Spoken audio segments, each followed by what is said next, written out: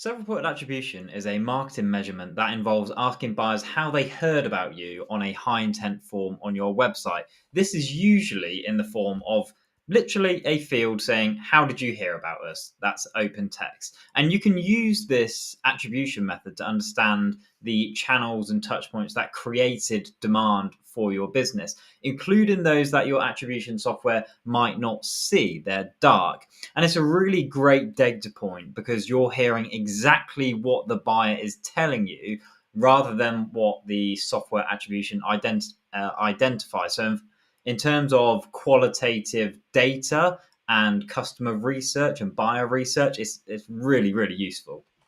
There's loads of benefits of self-reported attribution. It's a low effort, high impact attribution strategy, really. And some of the benefits include highlighting dark touch points that traditional software attribution simply can't track. For example, like referrals from partners or other people. Within self-reported attribution, the buyer, upon submitting the form, can tell you, "I heard about you from this person," or "I saw you at this event," or "I heard about you in this community." There's lots of different ways that people hear about you that software can't track.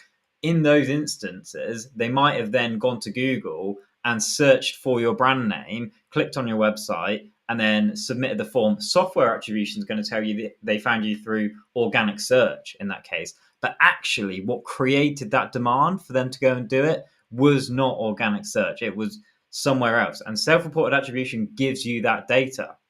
It gives you in-depth qualitative insight into what really drives the most meaningful marketing conversions. It uncovers those channels that you potentially had no idea were working for you. I suppose as well, it gives you an understanding of your buyer's preferred ways to self-educate and gather information. If you're looking at the trends and self-reported attribution is saying lots of the same things, it might be events, it might be referrals, it might be they heard you through podcasts, through LinkedIn, through all these different formats. You can start to really gauge a trend of what your buyers are resonating with. And it really just helps you to gain an overall holistic, realistic view of your marketing efforts. So, as I briefly mentioned, software attribution. There's a bit of a debate between self-reported attribution and software attribution, but really you can use both together. But it's absolutely critical to understand the differences between the two types of attribution. So, while self-reported attribution relies on buyers telling you how they heard about you, software attribution relies on cookies and tracking pixels and other data points to identify the interactions that buyers have with your business. And they are measured, through those cookies and pixels. And there are a few issues with this. The fundamental issue with software attribution is that it simply doesn't have the capability to track dark touch points. Like, your software attribution wouldn't know if somebody in a community mentioned you in a Slack conversation, right? There are endless channels that software attribution simply can't measure because of the limitations and the way that it has to measure through cookies and tracking pixels. So if you think of channels like word of mouth, communities like Slack, Discord, Facebook, LinkedIn, all those stuff, and social media groups, podcasts, events, all of these channels are outside of the cookies and pixels that your software attribution needs in order to measure correctly. This often creates a huge measurement gap between self-reported attribution and software attribution. For example, self-reported attribution might be telling you that loads of your buyers are hearing about you through podcasts, through events, through LinkedIn, through other forms of social, whereas software attribution is telling you that they found you through organic search and direct traffic and paid search, these kind of channels. So it creates a big gap between the reality and what software is telling you, essentially.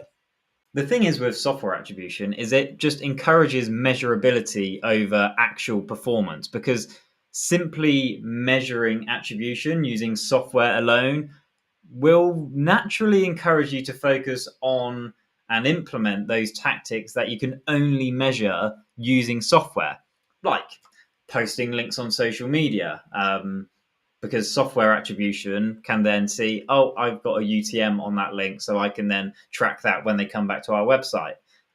We know that social media isn't designed to have links in the feed. In-feed content is much better and performs much better and gets better engagement, and that's what the social platforms want you to do. But if I was just using software, I'd be like, oh, well, I can't measure that, so let me post some links, so then at least I can measure.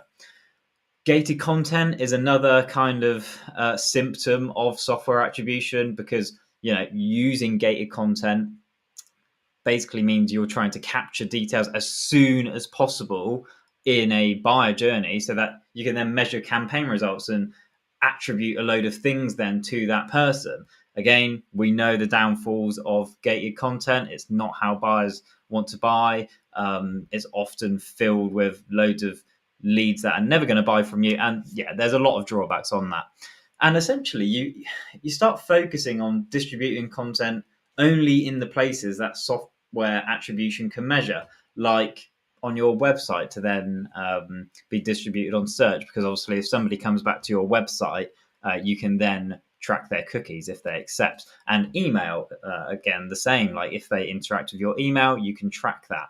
So whilst these are fine to use within a broader strategy, they just simply don't include all of the other dark touch points and those channels that your buyers actually want to use to kind of consume content and learn and educate, and even in some cases find like vendors and solutions.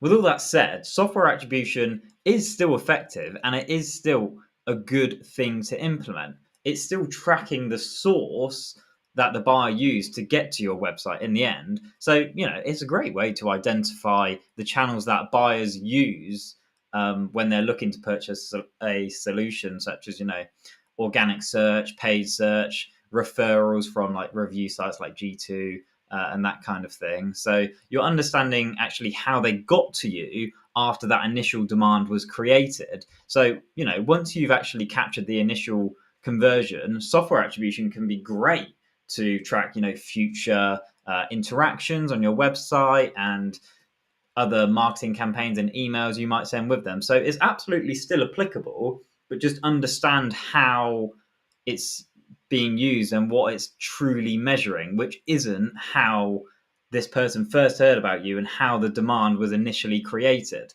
because it can lead you to do things that aren't in the best interest of what your buyers actually want. So really, you should be using self-reported attribution and software attribution together to really get ultimate insights. Self-reported attribution, great way to measure how demand is being created, no matter where that channel is, if it's offline, untraceable to cookies and that kind of thing. Software attribution, great way to measure how you're capturing demand in high intent channels, or measuring how buyers eventually came to your website, and then tie this back to individual campaigns and spend and that kind of thing. All right, so I've explained the difference between self-reported attribution and software attribution, but let me actually show you a few examples of this in practice so you can see for yourself the huge, vast difference between these two points of measurement. So we've got a inquiry here on our website on the Talk to Us form, essentially. And what you can see here in the how did you hear about us self-reported attribution field is this person has said they heard about us on a Facebook group, the Marketing Meetup. Now, I had no idea that that was a channel where we were being mentioned. I wasn't really across it. I'm not part of that group. So, I didn't know that was working. That's really great, useful information for me. If I then head over to software attribution, this is telling me that this person came through direct traffic and actually on the book a consultation form itself. So the likelihood is they declined cookies on our website until they then submitted the form, which has to enable cookies on their device. So if I didn't have self-reported attribution for this submission, this direct traffic original source is really not telling me anything. I would have no idea that the Marketing Meetup was an effective place potentially that we're being mentioned. I wouldn't know this stuff. We've got another submission here on our inquiry form. How did you hear about us? Self-reported attribution is webinar. That is probably a LinkedIn Live that we ran, because that's the only kind of webinars that we run. So Great to know. Let's see what software attribution tells us about this. So, software attribution telling us that this person came through direct traffic, specifically on our work page. So, again, not really telling us much. Without self-reported attribution and the how did you hear about us field on this submission, I would really have no idea that the webinar drove this inquiry. I simply wouldn't know. Last one then, let's have a look at another. How did you hear about us? Self-reported attribution. This person has said your LinkedIn ads. Lovely stuff. So let's go over to software attribution.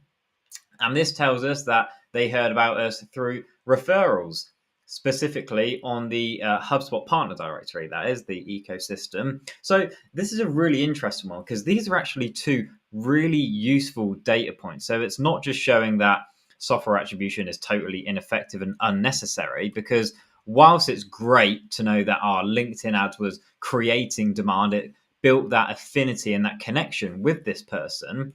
Actually, when it came to potentially analyzing more vendors and really being deep in that research phase, this person went to the HubSpot partner directory to do that. It was only potentially because they remembered our brand and had heard about us before that they then decided to inquire with us. But it's really useful to know where these people are going when they're looking for a solution and where we can essentially capture high intent demand.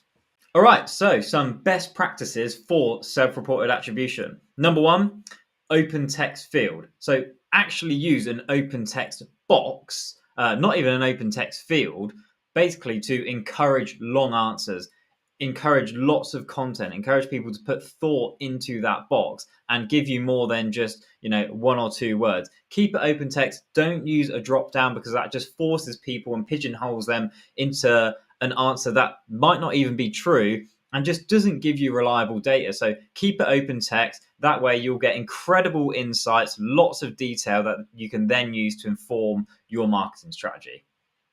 Number two, make the how did you hear about us field required. And you might be thinking, oh, well, will that affect our conversion rates? No, as far as studies have proven. Refine Labs did a couple of studies that proved that it had no impact on conversion rates. Actually, it improved conversion rates. And, when you think about it, serious buyers will likely still inquire anyway. One field is not going to put off a serious buyer that wants to do business with you.